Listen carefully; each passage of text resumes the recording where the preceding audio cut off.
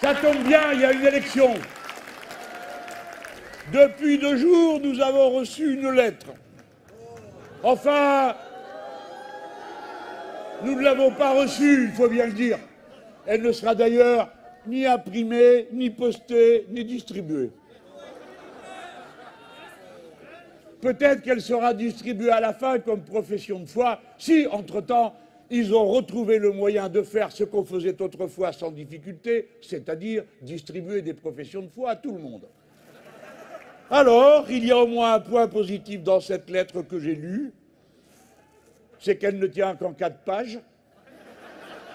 Le deuxième point positif, c'est qu'on ne se fait pas engueuler. Nous, les bons à rien, les feignants, les extrêmes, ceux qui ne sont rien et qui, même en traversant la rue, ne trouvent pas de boulot.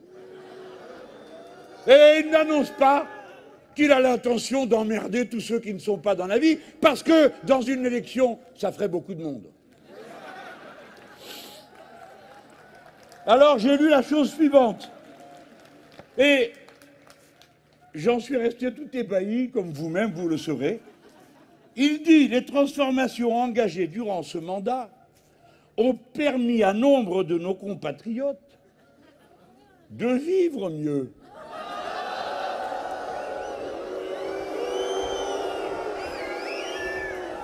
Et à la France de gagner en indépendance.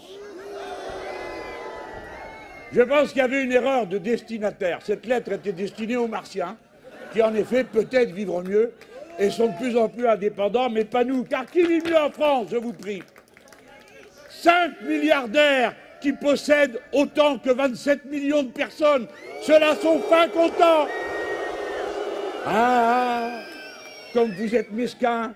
Vous êtes jaloux du bonheur des autres?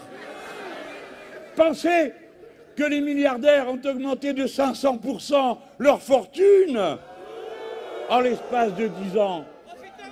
Ah là là là là là là!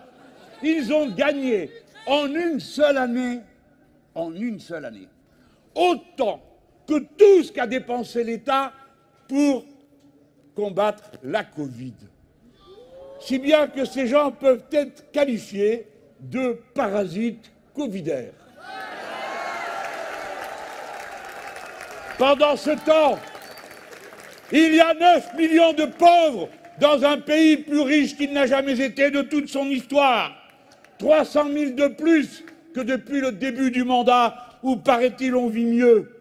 12 millions de personnes en situation de précarité énergétique, c'est-à-dire qu'on froid à la maison. 8 millions de personnes qui ont besoin de l'aide alimentaire pour survivre, pour faire vivre les enfants. C'est la honte qui succède à 20 ans et 4 présidents, 8 premiers ministres. Voilà le résultat de tout leur blabla sur la compétitivité, la flexibilité, etc., la modernité. Transformer un pays puissant, partageux, en une sorte de zone du quart-monde, comme c'est le cas dans tant et tant d'endroits dans notre pays.